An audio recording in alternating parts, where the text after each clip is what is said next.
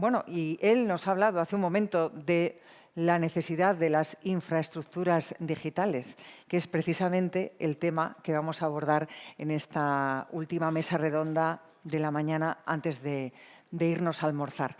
Porque si hablamos de la transformación digital y hablamos de la inteligencia artificial como motores de esa nueva industria, de esa nueva economía, las infraestructuras digitales son esas autopistas, ¿no?, por las que circularían esos motores de la nueva industria. Hablamos de centros de datos, hablamos de redes de telecomunicaciones de alta velocidad. España se está convirtiendo, desde luego, en un factor importantísimo de infraestructuras digitales en el sur de Europa. También se refería a ello el viceconsejero. Y en esta mesa vamos a analizar cómo podemos seguir desarrollando precisamente estas infraestructuras clave de forma sostenible y también de forma segura. Los centros de datos, por ejemplo, requieren mucha energía y también refrigeración. El reto es hacerlos más eficientes y alimentados con renovables. Las redes 5G y las futuras 6G van a permitir comunicaciones ultra rápidas, pero requieren despliegues coordinados y asegurar, desde luego, la ciberseguridad. Además, es fundamental la colaboración entre el sector público y el sector privado, algo que también hemos mencionado en estas dos jornadas del Congreso constantemente. Contamos con panelistas que lideran empresas y fondos enfocados precisamente en infraestructuras digitales e inversiones tecnológicas punteras. Manuel Sampedro, principal en Arthur de Little, colaborador en la organización del Congreso, va a ser el que se encargue de moderar este panel. Le cedo la palabra a él y él presentará a todos los participantes. Bienvenidos y es vuestro turno. Adelante.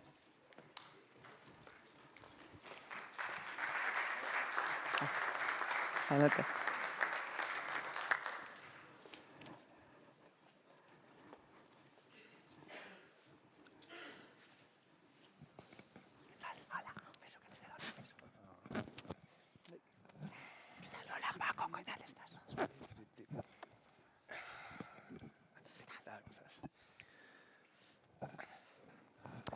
Lo primero de todo, me gustaría dar gracias al Colegio de Ingenieros Industriales de Madrid por traer esta mesa de desarrollo de infraestructuras digitales.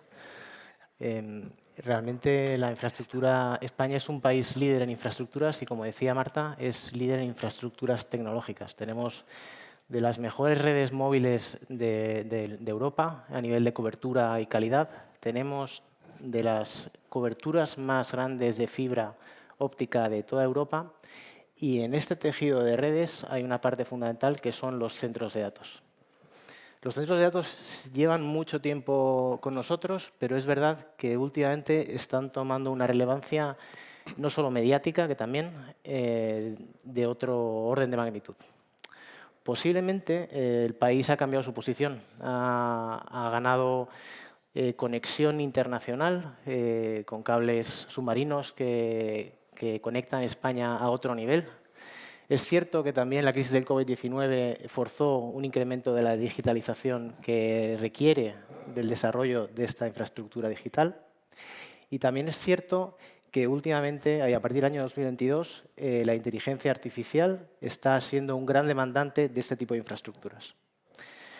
Desde España se ha considerado como un polo de atracción de estas infraestructuras, que no solo ha crecido, sino que también permite catalizar nuevos modelos de negocio alrededor de la infraestructura de los centros de datos. Para ello, yo creo que hemos traído al colegio y a este Civitec una mesa muy completa con algunos de los líderes que están llevando a cabo esta transformación digital y que creo que van a poder dar una visión muy coherente y completa de lo que está pasando en el país ahora mismo. Con nosotros tenemos a Eulalia Flo, que es la consejera delegada de Equinix en España, un gigante de las infraestructuras. Tenemos a Paco González, el fundador de Core Capital y también fundador de Queta Data Centers. Tenemos a Paco Porras, de la unidad de negocio de Merlin Properties, que está haciendo mucho eco con las noticias y el desarrollo que está haciendo Merlin Properties en el mundo del data center en los últimos años ya. Tenemos a Nacho Velilla, CEO de la plataforma Templus, que también es un nuevo vehículo que está trayendo otras formas de negocio al mercado español. Y tenemos a Eduardo Barros, CEO de Five Infinitum, que también está empujando un proyecto de desarrollo de datos muy interesante. Sin más, voy a pasar a hacer algunas preguntas para intentar, por un lado, dar un poco de visión acerca de este tema que tiene tanto eco mediático, intentar ver qué está pasando en España y también poner un poco de luz en cuáles son los retos que le espera a esta industria en el futuro. Y empezando, yo creo que voy a empezar con Nacho. Nacho, ¿cómo ves el desarrollo de los diferentes modelos de negocios de data centers en España? O sea, ¿en qué se difieren y a qué necesidad tienden? Bueno, lo primero, enhorabuena por yo creo que este congreso que está siendo un éxito. Ya ayer en la cena yo creo que se vio también cómo fue el día de ayer y lo que está sucediendo hoy. Así que enhorabuena, vaya lo primero. Y hablando del mundo del data center, yo creo que hay que entender que el sector de los centros de datos, que tendemos a fusionarlo en una sola cosa, casi se podría diferenciar en tres tipos de subsectores, ¿no? Muy diferente en según a quién orientes la infraestructura del centro de datos, ¿vale? Y permitirme que os explique un poquito en esta parte. Los centros de datos nacieron ya hace bastantes años. En España arrancaron hace 25, 26 años en su mayoría. Y ahí nació lo que se llama colocation, que es un mundo del centro de datos orientado a dar servicio a operadoras de telecomunicaciones, a las grandes empresas, gente que al final tiene la capacidad de poder externalizar a un centro de datos profesional su infraestructura IT para conectarse unos con otros e ir creando ciertos ecosistemas digitales y de negocio donde van intercambiando su tráfico y su información entre unos y otros. En los últimos años han ido apareciendo dos nuevas subsectores, vamos a decir. Hace ya 2014 aproximadamente, 2015, empezó a aparecer algo que a día de hoy ya conocemos todos, que es el mundo del cloud, donde aparecían unas compañías que se les llama hiperescalas en este mundo y que hacían grandísimos despliegues de IT, o sea, de servidores, de cómputo, de almacenamiento en centros de datos. Estas empresas, que son 12 en el mundo, esta es la realidad, o sea, no es que haya muchísimos hiperescala en el mundo, son 12 cuentas en global en este mundo, fueron los que dominaron los grandes centros de datos de ahí en adelante y pasábamos de, en el mundo colocation, un cliente te pedía un rack con una densidad de 4 kilovatios por rack, vamos a decir, y cuando aparece el mundo cloud, pues de repente nos vamos a 10, 15 kilovatios por rack. Y en los últimos tiempos ha aparecido un jugador nuevo, que lo acabas de nombrar, que es la inteligencia artificial, que viene a poner patas arriba todo esto y que además todavía no tenemos muy claro dónde se queda en esto de densidad que os comentaba ahora, ni hasta dónde vamos a llegar, ¿no? Que son ya grandísimos centros de datos donde además no prima tanto la ubicación, porque muchos se dedican al entrenamiento de modelos de inteligencia artificial y donde las densidades de potencia superan de largo los 30-40 kilovatios por rack. Ya si nos vamos a liquid cooling, nos hablarán probablemente Paco, bueno, los dos Pacos sobre esto y probablemente Eulalia, que es Equinix al final es el gran dominador del sector y toca en los tres palos, vamos a decir, pero las densidades se van por encima de los 120, 140 kilovatios y empezamos a ver racks hasta de 1 megavatio en un solo rack. Entonces, a todo eso, en España la perspectiva es buenísima, por muchísimas razones. Porque tenemos una apuesta muy clara en la generación de energías renovables. Tenemos un mix de energía que yo creo que lo envidia cualquiera en cualquier país del mundo. Si sabemos gestionar esa energía, además somos un país en el que la densidad de población es súper baja. Tenemos muchísimo terreno que a día de hoy no se está utilizando de ninguna manera y donde se pueden desplegar este tipo de infraestructuras. Y por último, estamos en el centro de todo. Antes, ser la península ibérica era un hándicap y nos limitaba muchísimo en muchas cosas porque estábamos ahí al final de Europa. Hoy en día somos el punto en el que llegan la mayoría de los nuevos cables submarinos que conectan todos los continentes. Me olvido a lo mejor un poco de Asia, pero para ir a Oriente Medio, para ir a África o para ir tanto al continente americano, norte o sur, España se ha convertido en el, bueno, no España, la península ibérica se ha convertido en el punto de amarre de referencia a día de hoy. Toda la parte de Portugal, norte de España, incluso hay nuevos proyectos ya, la Landing Station de Barcelona o cosas que están sucediendo en Andalucía. Si todo eso lo unes, yo creo que la perspectiva no puede ser mejor en nuestro sector. Muchas gracias, Nacho. Y yo creo que una vez sabiendo a qué atiende la demanda, hay una pregunta para Paco González, esta vez, en torno a estrategias de inversión, porque no solo es a qué atienden, sino quién invierte y quién los desarrolla. Aquí, Paco, ¿nos puedes dar un poco de luz? Sí, bueno, hay varias estrategias en el mercado. Bueno, me sumo a la enhorabuena por el gran evento y agradecimiento por estar en esta mesa. Efectivamente, es muy interesante desde la perspectiva de inversor cómo estamos enfocando el mercado de distintas maneras. Nacho lo ha explicado muy bien, estamos en una ubicación geográfica privilegiada, disponemos de un mix energético muy interesante y reunimos las condiciones para ser muy competitivos. Además, con la refrigeración líquida, la ha mencionado muy lateral, luego nos hablará mi tocayo con detalle de ese gran contrato que todos hemos leído y que estamos ávidos de escuchar. Pero bueno, básicamente el intercambio de agua nos permite subir las temperaturas, podemos refrigerar de una forma más barata con temperaturas mayores, lo que todavía hace más atractivo la península ibérica. Sobre estrategias de inversión, que es la pregunta que me estoy poniendo técnico, pues hay distintas fórmulas que hemos visto en el mercado y que funcionan bien. Sin ir más lejos, ICG, Templus, tenemos aquí a Nacho, bueno, pues están haciendo brownfield, compran, reposicionan, algo están construyendo, pero no es el core de su estrategia y bueno, pues generan valor, el value add es evidente, ¿no? Reformo, mejoro y comercializo, intentando generar ahí valor y es una estrategia perfectamente válida. Tenemos la estrategia Merlin, yo la he seguido muy de cerca, me parece impresionante cómo lo están haciendo, la verdad que súper bien, un enfoque totalmente distinto, una línea nueva, ellos tienen un coste bajo del capital, pueden permitirse un cierto tipo de clientes, a mí me parece impresionante. Y hay estrategias distintas, como por ejemplo la nuestra, es una estrategia Greenfield, nuestro fondo es Azora Capital, hay el PIS detrás, distintas estrategias además que conviven. Yo lidero Keta Data Centers, que es la estrategia Middle Edge, centros de datos de 10 megavatios dispersos por la geografía española, se construyen en especulativo, pero hay otras estrategias que también está volando, por ejemplo, Azora, como del proyecto Tilion, que se anunció hace poco, centros de datos mucho más grandes, 100, 200 megavatios, que pueden llegar hasta 400, en zonas como Aragón, donde, bueno, pues se hace una parte de la preparación del terreno en la fase de permitting y electrificación, pero luego se desarrollará cuando se obtenga un cliente, ¿no? Es un poco el modelo, si no te entendí mal ayer, de Five Infinitum, que también es válido, porque además tienes un colateral interesante. Si desarrollas el centro de datos y operas o buscas una alianza con el operador, pues muy interesante para el inversor porque generas mucho valor y si no lo consigues circunstancialmente lo vas a sacar como Powerland, es decir, vendes el terreno finalista con la energía disponible y otras plataformas, como por ejemplo Keta, pues muy probablemente te lo va a querer comprar porque nosotros compramos terrenos en este estado. No estoy entrando en estrategias muy consolidadas como las de los fondos que están detrás de compañías como Digital Realty o Equinix, que ya nos lo cuenta Eulalia a detalle, que son los grandes del sector y que llevan aquí toda la vida y que no les vamos a explicar la rueda, ¿no?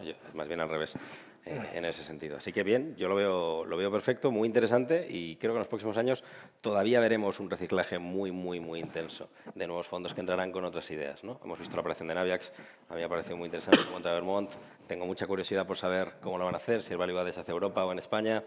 Hay que estar atentos, súper interesante. Pues en torno a lo que has dicho, luego Eulalia nos va a contar acerca de su modelo, pero una pregunta, en este nivel de actividad, modelos e inversores, yo una pregunta para Paco Porras. ¿Tú crees que existe algún riesgo de sobreoferta en el mercado, dado el volumen de anuncios que hay? Bueno, yo creo que en este momento lo que está ocurriendo es totalmente lo contrario. Es decir, ahora mismo lo que está, digamos, conteniendo la innovación o el desarrollo de la inteligencia artificial es que no somos capaces de poner infraestructura digital por debajo. Infraestructura digital es una palabra que usamos en el sector, pero que realmente es infraestructura física que da servicio al mundo digital, ¿no? Donde estamos los centros de datos, las redes de comunicaciones, los cables submarinos. Entonces, la tecnología va mucho más rápido que la capacidad que tenemos nosotros de construir. Luego podemos hablar por qué no podemos construir más rápido, es que hay muchos motivos. Entonces, lo que está pasando es todo lo contrario, es decir, ahora mismo hay un exceso de demanda y una oferta que no es capaz de hacer catch-up, no es capaz de llegar no somos capaces de meter capacidad ready for service, ¿no? Capacidad disponible para que los clientes, fundamentalmente de ese gran driver que está llegando al mercado, que es la inteligencia artificial, y que están haciendo, perdonad cable, como sé que estamos con ingenieros un poco más técnico, ¿no? Que están haciendo take-ups, nos están cogiendo capacidades que ayer lo comentábamos, que antes eran impensables, ¿no? Entonces yo creo que el riesgo es que no seamos capaces nosotros, en concreto como país o como continente en Europa, de ser capaces de desplegar toda esta infraestructura que hace falta para dar servicios a estas empresas de tecnología que vienen al mundo de la inteligencia artificial a darnos servicios, porque al final la inteligencia artificial está ahí porque nosotros la queremos usar. O sea, queremos vivir mejor y queremos vivir más tiempo. Y pensamos todos que la inteligencia artificial pues, nos va a ayudar a todo eso.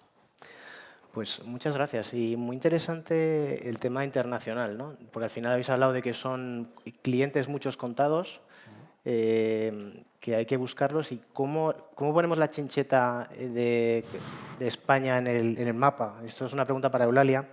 O sea, ¿cómo se está preparando España para capturar y alojar en el futuro esta demanda de clientes que son muy relevantes? Bien. Bueno, yo creo que para empezar, este congreso, y enhorabuena al Colegio de Ingenieros y a la organización de Civitec, pues cumple el ver los distintos aspectos en los que se está desarrollando la economía y todos ellos al final tienen una componente digital. Lo que está tirando ahora, hablábamos de la demanda de inteligencia artificial, los grandes operadores quieren entrenar sus modelos, pero también hay que usar estos modelos, ¿no? Ha empezado a hablar antes también del concepto de los agentes de inteligencia artificial que van a estar pegados a las aplicaciones, ¿no? Entonces, lo primero que hay que volver a recordar es que lo digital ocurre en un espacio físico. Este espacio físico son los centros de datos. ¿Por qué se interesan los jugadores internacionales en España? En primer lugar, porque hay un mercado. Hay un mercado en el cual, ya lo hemos dicho, España es un país donde el uso, el nivel de digitalización es bastante alto. De hecho, desde la Unión Europea nosotros lideramos los grandes países. Hay países que están todavía más desarrollados en digitalización, pero son los pequeños, sobre todo los nórdicos, pero de las grandes economías de la Unión Europea somos la que está más digitalizada y eso atrae. Las compañías internacionales quieren dar esos contenidos, ya sean en entornos B2B, como hablábamos de la nube, las plataformas de la nube, como también contenidos de consumo, como pueden ser las plataformas de streaming, los juegos online, las redes sociales, etcétera, que quieren estar ubicadas físicamente en España para poder dar una experiencia de usuario lo mejor posible en base a la latencia. Pero hay otro fenómeno y es que en esa cada vez mayor digitalización de todos los sectores productivos y de la sociedad, pues llega un momento que hay determinadas cargas de trabajo que no necesitan tener una ubicación específica, pueden cumplir estar en una región. Sería, por ejemplo, el caso de entrenamiento de modelos de inteligencia artificial. Y España tiene unas condiciones muy buenas. Lo primero, tenemos suelo, y eso podéis pensar una obviedad, pero no lo es.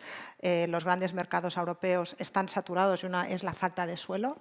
Tenemos una fibra, una backbone muy, muy potente también. Es verdad que ahí todavía hay algún reto que tenemos que hacer. Tenemos que mejorar la conectividad por fibra óptica con el centro de Europa. Todavía la conectividad con los grandes hubs tecnológicos que están en el centro de Europa no es la óptima y hay que seguir invirtiendo ahí. Tenemos también mucha energía renovable y unos costes de la energía que también son muy buenos comparados con otros países y es uno de los factores. De hecho, una de las razones por las que los grandes modelos de inteligencia artificial se entrenan en otras geografías, en este caso serían Estados Unidos, es porque el precio de la energía ahí es ridículo comparado con el que existe a nosotros, porque al final no podemos olvidar que realmente los centros de datos no consumimos energía. Nosotros lo que hacemos es damos esa energía a los clientes que son los que la necesitan. Hay una parte que sí que es cierta, que necesitamos energía, que es para refrigerar. Los ordenadores son muy eficientes. Lo que hacen desde el punto de vista físico es convertir electricidad en calor. Y entre medias, como su producto, procesan datos, ¿no? Y hacen otras cosas como almacenar datos. Pero lo que hacen es convierten la electricidad en calor y ese calor pues hay que poderlo disipar y demás. Entonces ahí sí que estamos trabajando en tener situaciones, tecnologías cada vez más eficientes y hay mucha innovación aquí. Se ha hablado ya varias veces de la refrigeración líquida, que va a ser la siguiente. Está todavía algunos proyectos, no es lo que se forma de forma masiva, pero sí estamos innovando como industria en buscar sistemas cada vez más eficaces para poder. Y luego está el concepto también el tema de las renovables es importante porque como industria diría que es una industria que ha nacido como nativa sostenible. O sea, tenemos muy claro que esa necesidad cada vez más creciente de recursos para hacer frente a la digitalización hay que poderlo hacer de una forma que sea compatible, ¿no? Que sea sostenible a largo plazo. Pues muchas gracias, Eulalia, porque hemos empezado a poner a España en el mapa. Y le hago una pregunta que paso a Paco González, que como tiene mucha relación con fondos, me gustaría saber si también esto está cambiando la atracción que puede tener este mercado de los fondos internacionales o cómo nos ven para el desarrollo de esta industria. Sí, es una buena pregunta. Hay distintos tipos de fondos que están operando en el mercado. Fondos industriales, hay fondos de real estate que están poniendo sus ojos en el mercado. La tecnología va bastante más rápido que la velocidad que conseguimos que los fondos entiendan la tecnología. No son gente muy lista, no me malinterpretéis. El punto está en que quieren invertir con suficiente seguridad. Y claro, cuando no tenemos track record previo de que el negocio funciona, pues es algo que miran mucho. Entonces, yo creo que hay varios factores que influyen en el por qué, que creo que es la pregunta, están poniendo los ojos en España. Los fondos internacionales. Es bastante sencillo, ha salido aquí antes. Primero tenemos terreno, como dice Eulalia, eso no es ninguna trivialidad. Hay geografías en las que no hay disponibilidad de terreno a un precio razonable. Segundo, tenemos disponibilidad energética. Hablaremos luego seguramente de la red de transporte, pero energía tenemos. Tenemos un mix energético que bien compensado pues puede ser muy interesante, en el sentido de que tenemos capacidad de generación de autoconsumo, una gran capacidad de generación solar. Es verdad que las baterías son un problema, con lo cual solar solo tampoco va a valer, pero tenemos acceso a poder ofrecer ciertas ventajas frente a otros jugadores del mercado, lo que abarata el precio de la energía. Nos comparan muchas veces, de esto podrá hablar mi tocayo Paco mucho más, pero con los Nordics en el precio de la energía, porque claro, ellos tienen hidráulica y solar y eólica. Entonces su mix es un poquito más completo y pueden ofrecer un precio quizá algo más competitivo que el nuestro, pero estamos en el camino de convertirnos en un líder también en precio de energía. Y reunimos unas condiciones de talento interesantes y un coste del talento atractivo. Todos esos factores hacen que los fondos internacionales dicen, ¿dónde invierto? Bueno, pues van a ir siempre a las principales geografías, ¿no? Alemania, Inglaterra, Francia, Irlanda son geografías muy desarrolladas. Pero como no hay disponibilidad para hacer centros de datos porque tienen otros problemas con respecto al acceso a energía o terreno, están mirando a lo que ellos llaman mercados tier 2. Principalmente se habla de FLAP-D, se le añade la M y se dice que esa M está en competencia entre Milán y Madrid. Parece que Madrid está tomando la delantera en proyectos reales y yo francamente espero que sea así porque bueno, pues nos beneficia como industria. Y eso ha colocado España en el ojo y en el interés de estos fondos. Por supuesto, proyectos como el de Amazon Web Services en Aragón, el anuncio que ha hecho Microsoft, que está desarrollando, y bueno, muchísimas otras empresas que han anunciado proyectos también en la región, ayuda y coloca a España como un potencial líder futuro de estos mercados tier 2. Entonces, eso es lo que nos lleva, Manu, a que haya ese grandísimo interés en España como región desde la perspectiva inversora. Perfecto. Y entonces, si vienen clientes internacionales y fondos internacionales, y es una pregunta para Eulalia, ¿qué movimientos, qué innovaciones, qué nuevo pueden traer a lo que ya está ocurriendo aquí? Bueno, nosotros, Equinix es una compañía, como has dicho, global, operamos en 35 países.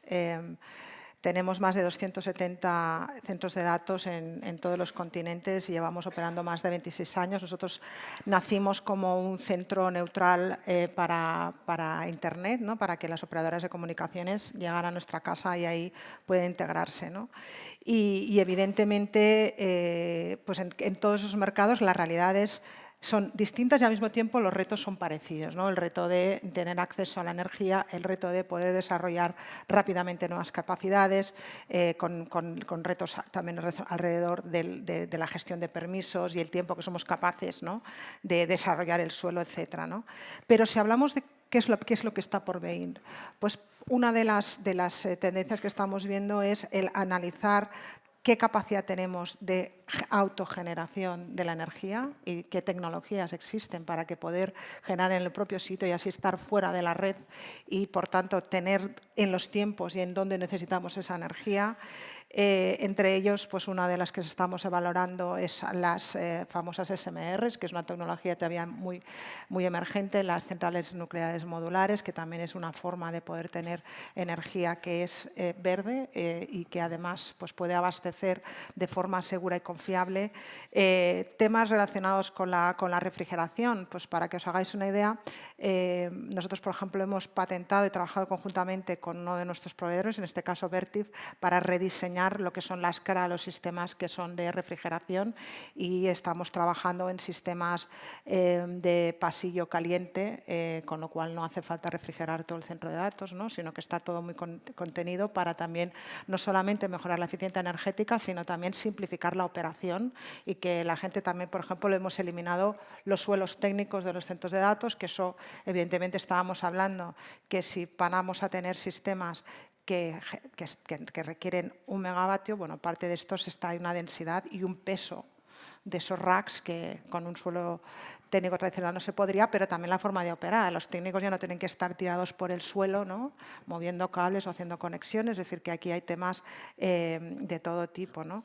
Y también estamos trabajando en construcción modular, también para poder simplificar y acelerar los tiempos, ¿no?, de puesta en marcha. Y desde el punto de vista de conectividad, pues también estamos trabajando con el ecosistema de comunicaciones, por ejemplo, en la fibra oscura, la fibra hollow fiber, disculpadme en usar la palabra en español, hollow core fiber, es decir, también para mejorar esta conectividad, que es una parte importante de lo que nosotros al final ofrecemos a nuestros clientes. Al final, un centro de datos lo que ofrece a los clientes es un espacio, electricidad, conectividad, telecomunicaciones y seguridad física. Es básicamente lo que damos. Luego, por encima de aquí, pues algunos tenemos servicios digitales y demás, pero básicamente son esto lo que los damos y, por tanto, la parte trabajar conjuntamente con la industria para que mejorar la conectividad, pues también es un aspecto importante. Pues muchas gracias, una visión muy amplia. Y alrededor de innovaciones, y esto es una pregunta para Paco Porras, hay una innovación que se comenta y que yo creo que tienes una sensibilidad especial, que es el desarrollo de lo que se llaman las gigafactorías de inteligencia artificial. O sea, ¿tú crees que esto puede ser un eje relevante para España? Bueno, yo pienso que las gigafactorías no es que solo sean un eje relevante para España, sino que son un eje relevante para el desarrollo industrial de cualquier país. Son absolutamente infraestructuras que hay que tener en cuenta, como ya hemos visto, por ejemplo, en Estados Unidos, lo que está pasando, o incluso en Francia, que van a ser sistémicas para el desarrollo de un país, porque las gigafactorías de inteligencia artificial lo que hacen es producir inteligencia. Y la inteligencia es algo que vale más que un bien físico. Entonces, fijaos que los clientes que nos vienen del mundo, cuando hablaba Paco, cuando hemos estado hablando, ¿no?, de ese tipo de cliente, de los hiperescalares, los que vienen a procesar inteligencia artificial vienen de procesar Bitcoin y prefieren procesar inteligencia, es decir, tienen un revenue mayor que procesando Bitcoin. Eso quiere decir que nosotros estamos pagando por la inteligencia artificial más que por ese dinero. Es decir, todos vamos a apreciar mucho, lo apreciamos mucho. La inteligencia artificial no ha hecho más que empezar. Entonces, estas gigafactorías, como decía antes Eulalia, lo bueno que tienen es que son agnósticas a la localización, o sea, pueden estar en cualquier parte del mundo. Lo que necesitan son unas cantidades ingentes de energía, ¿vale? Entonces, ahí ya engancho un poco con el sector eléctrico y tal, ¿no? Hay que elegirlas muy bien, es muy importante elegir, igual que los centros de datos tradicionales, al principio los empezábamos a hacer cerca de las grandes ciudades, luego de donde estaban los cables submarinos, para poder incluso dar servicio a otros continentes a través de estos nuevos cables submarinos de alta densidad y de baja latencia. Pues ahora lo que necesitamos es sitios donde haya muchísima producción energética. Entonces, bueno, España tenemos sitios, nosotros por ejemplo los hemos elegido en Extremadura, pues porque tenemos una red de 400 con un vallado muy bueno, tenemos al lado una nuclear, tenemos un mix energético donde pensamos que es un buen sitio. Entonces, pensad que las gigafactorías, no penséis en un data center, no penséis en una nave, pensad en un centro de innovación, pensad en lo que fue Puerto Llano a principios del siglo pasado. Empezaron con minas de carbón, producían energía, luego se desarrolló una industria petroquímica y luego lo que pasó allí es que una serie de industrias auxiliares dentro de lo que es toda la cadena de producción fue apareciendo. Entonces, si nosotros hacemos una gigafactoría en Navalmoral y tenemos que meter, imagínate, 300 grupos electrógenos de 3 megas, pues obviamente si son de MTU, no te quepa la duda que MTU va a ir allí, o quien sea, ¿no?, cualquier fabricante, va a ir allí a montar luego por lo menos un centro de soporte y va a contratar ingenieros. Imaginaos con todo lo que hay alrededor, ¿no? Y además, esto nos permite, nosotros ya estamos trabajando porque nuestro socio en Estados Unidos, sabéis que allí el grid no es tan bueno como aquí, con lo cual allí cada vez que pides energía tienes que colaborar de alguna manera en, digamos, hacer que el grid sea estable, en poder meter en estos megacentros sistemas para poder, digamos, equilibrar el grid en caso de que sea necesario. O sea, tenemos grupos que los podemos poner a producir. Tenemos chillers que tienen inercia suficiente para, si en un momento las queremos pagar o arrancar, contribuir, por ejemplo, a absorber todo eso que se habla, por ejemplo, en Extremadura, que hay un exceso de reactiva y tal a raíz del apagón. Podemos incorporar baterías de tal manera que esas baterías las usemos para modo autoconsumo, pero también para estabilizar la red. Es decir, un off-taker que te coja 1 gigavatio, yo no entiendo tampoco, no conozco algo del mundo electrointensivo, pero creo que no lo hay. No hay industria ahora mismo más electrointensiva. Entonces, yo a todo el sector eléctrico siempre le digo, cuando veo el tema del PNIEC, digo, bueno, aquí hay un problema. ¿Dónde está la parte del consumo? O sea, todo se habla de generar, se ha hecho muy bien, España ha abanderado la transición energética, se ha hecho muy bien, pero nos falta una parte, que es el off-taker. O sea, ¿quién está consumiendo todo esto? Claro, el coche eléctrico no ha llegado con la densidad que pensábamos. El tema de la electrificación, que va aún muy unido a las nuevas viviendas, pues tampoco ha llegado. O sea, la realidad es que no ha llegado. Entonces, hace falta un off-taker, hace falta alguien que consuma eso. Y estas grandes gigafactorías, estos grandes centros de datos, pueden ayudar muchísimo a precisamente llevar a cabo toda esa transición energética, entendiéndonos y viendo cómo juntos podemos ir de la mano. Es decir, para mí lo que no tiene sentido es realizar esa transición energética si no tienes nadie que va a consumir. Sabéis que la demanda no está creciendo por diversos motivos. Pues si eres capaz de atraer esa demanda, será mucho más fácil cumplir con esa transición energética y tendrás unos centros donde puedes el día de mañana hacer todo tipo de pruebas de desarrollo que quieras de cara a incorporar nuevas soluciones en el mercado, pues todo esto que se está hablando de soluciones nuevas, de soluciones grid forming, bueno, pues tú conoces bien que eres ingeniero, todas estas nuevas soluciones que hace falta en la red, ¿no? para incorporar todas estas renovables. Bueno, muy fenomenal. Yo creo que antes de pasar al tema de retos, hay una pregunta que yo creo que Eduardo Barros nos puede ayudar, sobre todo habiendo discutido del atractivo de España, lo que viene, el desarrollo que espera, es ¿cómo de acogedores, tú que desarrollas mucho el mundo del Powerland y todo esto, cómo de acogedor es nuestro país a la hora de desarrollar este tipo de infraestructuras a nivel local? Pues es una muy buena pregunta. Antes Paco hablaba de la dificultad que está encontrando el mercado para poder proveer de infraestructura a la velocidad a la cual el mercado / los clientes la necesitan. Nosotros estamos desarrollando un portafolio de centros de datos en zonas estratégicas en España. Y cuando digo desarrollar, para que la audiencia lo entienda, me refiero a la parte más prosaica del sector, que es identificación de terrenos, obtención de potencia, tramitaciones urbanísticas, ambientales. O sea, tenemos una visión, digamos, muy a nivel de suelo, ¿no? Entonces, yo, si me permites, respondería a tu pregunta de dos maneras. La primera es, ¿hay un ecosistema contrario al desarrollo de esta infraestructura en España? La realidad es que nosotros lo que nos estamos encontrando en esas conversaciones a nivel de suelo con técnicos municipales, técnicos autonómicos, los propios políticos, ¿no? En diferentes administraciones, es que en general hay mucho interés, hay mucho desconocimiento.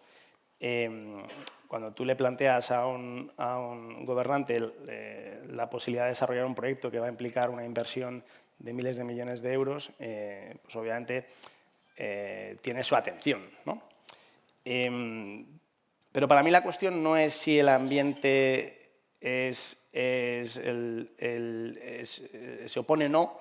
La cuestión es si el ambiente es todo lo favorable que debiera ser, ¿no? Y tenemos ejemplos muy cercanos en Francia donde este sector se ha asumido o se ha incorporado dentro de la dialéctica nacional como parte de las infraestructuras críticas, ¿no? Al igual que un país considera las autopistas, los hospitales, la educación, infraestructura crítica, hay países que en ese sentido han adoptado ya esa perspectiva, ¿no? Empezando por Estados Unidos, solamente con los claroscuros de la administración actual. En España, sin embargo, lo que estamos viendo es que va por regiones, ¿no? El viceconsejero antes ha puesto de manifiesto de manera muy clara que en la Comunidad de Madrid es un claro ejemplo de cómo hay una apuesta a nivel institucional por este tipo de activos, pero ese discurso no es exactamente igual en todas las comunidades autónomas. Entonces, ¿el ambiente es favorable? Bueno, sí, pero creo que lo podría ser mucho más. Y creo que eso ayudaría a que, de nuevo, como decía Paco, este sector pudiera crecer de una manera mucho más ágil.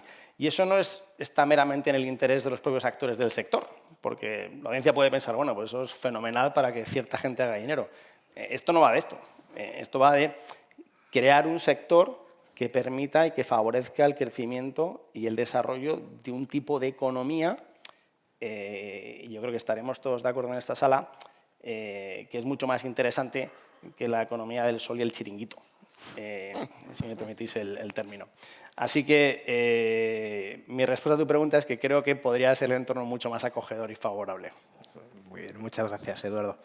Yo creo que ya estamos transicionando al tema de los retos, ¿no? Y hay un tema de reto que yo creo que se le va a dirigir a Paco Porras, que me gustaría saber tu visión del regulador del mercado eléctrico, que es, como hemos hablado, fundamental para que todo esto funcione. Bueno, el regulador del mercado eléctrico, ¿no? la CNMC, está el gobierno por encima. Yo lo primero que diría, pues lo mismo que has dicho tú, si realmente queremos tener un país de ingenieros o queremos tener un país de otras profesiones. Es decir, eso es importantísimo, porque obviamente nosotros podemos llegar a donde podemos llegar con nuestros niveles de inversión, trayendo a estos clientes, que os puedo asegurar que cuando vienen a España se enamoran. O sea, nosotros, por ejemplo, no estamos compitiendo en el mercado local, yo no compito con Equinix, con Nacho, estamos compitiendo con empresas que vienen de Estados Unidos, que se creen que Europa es, para ellos Europa es Europa, tienen que venir a Europa, colonizar Europa, y por ejemplo, van mucho a los países nórdicos, ¿no? Entonces, tenemos un problema que, bueno, más que un problema, una desventaja, que allí la energía es muy barata, pero obviamente entre estar comiendo jamón y comiendo arenques, pues con un par de centimitos más, si allí tienen el kilovatio ahora en el rack a 7 céntimos y aquí somos capaces de cerrar un PPA a 9 céntimos, pues coño, no los traemos, porque luego le gusta a España, encuentran ingenieros, aquí tenemos unos ingenieros maravillosos, de hecho se las están llevando todas las tecnológicas a hacer data center por ahí por todo el mundo y tal. Entonces lo primero que tenemos que saber es eso, si queremos tener un país donde haya ingenieros, donde esos 520.000 tíos de grado superior que se nos van todos los años para el norte, si queremos que estén aquí, porque tenemos una base buenísima.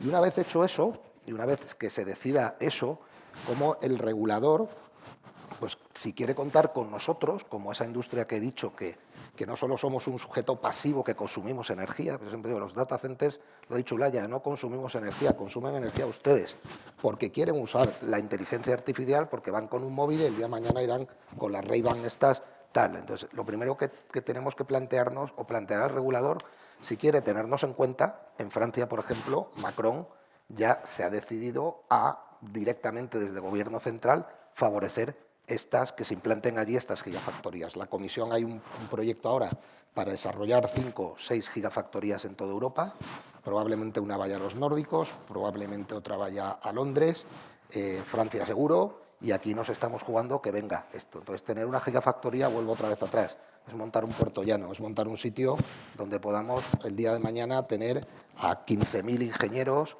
trabajando allí de todo tipo y donde además van a trabajar, como digo yo, con la Fórmula 1 de la ingeniería. Es decir, los sistemas de cooling de un data center son tan avanzados, porque consumimos tantos y lograr la eficiencia extrema es fundamental, que luego el que aprenda en un data center con sistemas de refrigeración, luego va al mundo industrial y es como el mecánico de un coche de carreras. Y con eso, como todo, o sea, los motores. Me he encontrado un amigo militar que me ha hecho una ilusión, que me emociono, y digo, coño, ¿quién nos va a mantener el día de mañana 300 motores MTU? Y se le ocurrió a uno de la empresa, y dice, coño, si esos son los que llevan la fragata. Digo, pues bueno, pues nos traemos a todos los tíos que estén en la reserva de la Armada a trabajar en la gigafactoría, que encima seguro que están encantados. Entonces, fijaos lo que es esto, ¿no? Es decir, es muy importante, yo creo, esta comunicación. Nosotros siempre hablamos de la colaboración público y privada, y que realmente el operador, el gobierno y tal, pues piensen en que esto es bueno para el país. Nosotros, al final, como inversores, lo que buscamos es seguridad jurídica, que en este país la tenemos, pero ahora también necesitamos seguridad energética. Es decir, si vamos a politizar el tema de la energía y vamos a meter las ideologías en el tema de la energía, apaga y vámonos. O sea, por favor, no podemos meternos en ideologizar este tema, porque estamos jugando con el futuro de nuestros hijos y de muchos ingenieros. Sí, y hablando de apaga y vámonos, me temo que no podía no traer el tema, y le voy a hacer una pregunta a Nacho, que lo ha vivido en muy primera persona, de cómo le afectó el apagón. Al final el apagón, hubo un cambio de percepción, tú que tienes mucha exposición a tus clientes y a lo que vieron. Bueno, pues a ver, yo creo que como sector tengo que decir que los centros de datos apenas se vieron afectados. La realidad es que estamos diseñados para tolerar cualquier fallo que exista en la red o en los sistemas que dan soporte a los data centers, y yo creo que se fueron contados los casos de algún problema. Nosotros en Templus, todos nuestros centros de datos funcionaron sin ningún tipo de problema, no sin sufrimiento, porque no dejó de ser un apagón, no de un par de horas, sino que estuvimos 11 horas en algunas ubicaciones. Y eso es un reto, lo mires por donde lo mires. Tú estás diseñado incluso para tener depósitos de gasoil que duren no sé cuántas horas, pero 11 horas son muchas horas sin tener energía y además sin saber cuándo va a volver. Pero esto, más allá de que a la industria no le ha afectado directamente, indirectamente el impacto es brutal. O sea, yo, con perdón, casi me avergüenzo un poco como español de cómo se está gestionando esto. Probablemente si cogemos aquí un grupo de ingenieros de esta facultad y se lo mandamos a Red Eléctrica y le dan acceso a todos los datos, en menos de 2 días te dicen qué pasó y por qué pasó. Y aquí seguimos dándole vueltas a qué ha sido, por qué ha sido. O sea, o cómo lo contamos. O cómo lo contamos, ¿no? Que es más bien eso, ¿no? El cómo lo contamos, porque muy rápidamente dijeron no va a volver a suceder. Si no va a volver a suceder es que creo que sabes qué pasó. Entonces, cae por su propio peso. Entonces, el tema de la energía, yo creo que se está politizando. Yo creo que estamos aquí con la guerra de renovables sí, renovables no. Eulalia comentaba antes, ¿no? Esos mini reactores. Pues es que en España es una utopía, porque la nuclear está vetada y no quieren hacer nada con ella, pues aquí no podemos pensar en desarrollarlo de esta manera. Estamos en un país en el que no puedes hacer un data center off the grid, es decir, no puedes no estar conectado a la red eléctrica. Y a la vez tenemos una red de transporte en nuestro país en la que no se ha invertido casi ni un euro en los últimos 20 años. Sí, se han invertido algunos euros para llevar energía a desarrollos de vivienda en ciertos PAUs que se han hecho en algunas ubicaciones, pero lo que es la red de transporte no se ha tocado. Sin embargo, en la red de distribución hemos metido miles de puntos de conexión nuevos, pues porque somos un país que a veces la cultura del pelotazo la tenemos ahí. Hemos metido renovables por todos los sitios, era una forma muy rápida de hacer dinero, de hacer un negocio, y tenemos una producción de renovables enorme que no sabemos ni dónde consumirla ni cómo llevarla a otras ubicaciones, porque tenemos una red de transporte que no lo admite. Entonces, retos hay muchos. Esto para la imagen de nuestro país para mí es bastante desastroso. Yo creo que nos ha puesto muchísimas dudas. Hace poquito estuve en Oriente Medio, en Dubái, en una reunión con grandes empresas de la zona y asiáticos. Y los tíos me decían, bueno, hemos puesto un poco en hold España hasta que entendamos qué ha pasado y si esto puede pasar muchas más veces. Bueno, ahora mismo no pasa porque han decidido tocar el mix de energía, pero ese mix de energía lo estamos pagando todos. El hecho de que ahora consumimos más de energías más tradicionales nos está impactando, creo que leí el otro día, en más de 30 millones diarios en el bolsillo que pagamos todos, porque luego lo repercuten directamente en los impuestos de la factura de la luz de cada uno de nosotros. Joder, pongamos los ingenieros, empecemos a trabajar, pensemos en un plan estratégico más a largo plazo, tengamos en cuenta todos los sectores que son los grandes consumidores y los que, oye, van a ayudar a la evolución y al desarrollo de un país. Yo quiero un país de ingenieros, no quiero un país de chiringuito y playa, que está muy bien y me lo paso muy bien, pero yo creo que tiene que haber un mix y somos un país con gente extraordinaria capaz de hacer cosas maravillosas. Yo estamos cerca del final. Quería traer también esta última pregunta, Eulalia, también que habrás sufrido, que seguro que ha todo ido muy bien el apagón, y qué podemos hacer para competir a nivel internacional ante estos retos. Bueno, yo puedo decir que la percepción del apagón yo no la veo tan negativa. Mucha gente ha dicho nos recuperamos solamente en 10 horas. Que además los retos en la red de transporte pasan en muchos países, no solamente en España, y las faltas de inversiones en la red de transporte faltan en muchos países y, por tanto, existe esta oportunidad. O sea, tenemos la oportunidad de aprender lo que hemos aprendido, ponerlo, hacer las inversiones que hace falta, hacer los cambios legislativos para ayudar, porque no nos olvidemos que muchos de los retos tienen que ver con cuestiones legislativas. Es decir, que el mix eléctrico es el que es porque hay unos incentivos para que sea esto y esto hay que cambiarlo. Con lo cual, yo creo que estamos en la posición de podernos beneficiar de todo esto. Al final, lo que tenemos que tener claro, yo creo que ha empezado Nacho contándolo, ¿no? Hay diferentes tipos de centro de datos y estos hay diferentes tipos de datos porque hay diferentes cargas de trabajo y diferentes necesidades. Y tenemos que pensar que en muchos casos estamos compitiendo con otras plazas, como hablábamos de los flaps, para los que estéis menos familiarizados, estamos hablando de Frankfurt, Londres, Ámsterdam y París. Y ahora mismo Madrid está encima de la mesa. Y eso no se nos puede olvidar, porque parte de la planificación es decir, oye, vamos a llevar los centros de datos cerca de donde está la producción de energía, que en algunos casos de uso, como estaba contando Paco, pues sí que es posible hacer eso. En otros casos de uso, si estamos pensando que queremos atraer a España ecosistemas en el mundo de las fintech, en el mundo de las deep tech, el vehículo conectado, la industria farmacéutica, que también tiene que tener en investigación y desarrollo muchísima necesidad de cómputo, y que vengan aquí no solamente los ingenieros eléctricos, mecánicos y demás, sino que vengan también químicos, físicos, matemáticos, y que todo esto se desarrolle aquí, pues esos centros de datos tendrán que tener que estar en unas plazas que, por ejemplo, Madrid o Barcelona, pues pueden ser alternativas a un Frankfurt, Londres o París, ¿no? Entonces, tenemos que también conseguir que el Gobierno entienda que para definir sus políticas digitales tienen que tener en cuenta la política energética, que no están separadas. No se puede pensar en que vamos a digitalizar España o que se van a hacer gigafactorías de IA si no hay un plan energético que contemple esa necesidad y que hable de la demanda, como habéis hablado vosotros. Y en ese sentido, yo también soy vicepresidenta de la Asociación de Centros de Datos. Algunos de los que estamos aquí también son miembros, ¿no?, de esa asociación, que representamos al sector, y queremos sentarnos con los reguladores, con el Gobierno, para explicar cómo es la demanda hoy y cómo va a ser en el futuro, para que esta planificación se considere y, por tanto, podamos ir atrayendo ese mercado y generando esos puestos de trabajo de calidad, que, por cierto, no son solamente ingenieros y demás, también es gente de mantenimiento, o sea, que es y luego toda nuestra cadena de suministro de empresas que se están desarrollando, empresas de ingeniería, empresas de sistemas de cableado, de refrigeración, de construcción, etcétera.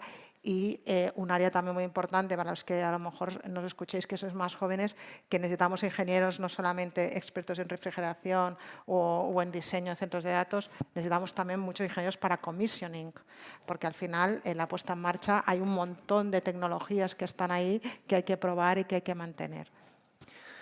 Pues muchísimas gracias. Yo tengo muchas más preguntas. Lamentablemente el tiempo es limitado. Yo quería daros las gracias, sinceramente, por haber acompañado este congreso.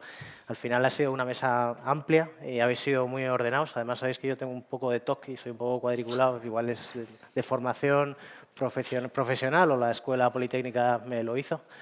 Pero solo daros las gracias y esperamos que haya sido una visión actual, fresca y completa de lo que se lee tanto en las noticias y que tiene mucha actualidad. Muchas gracias.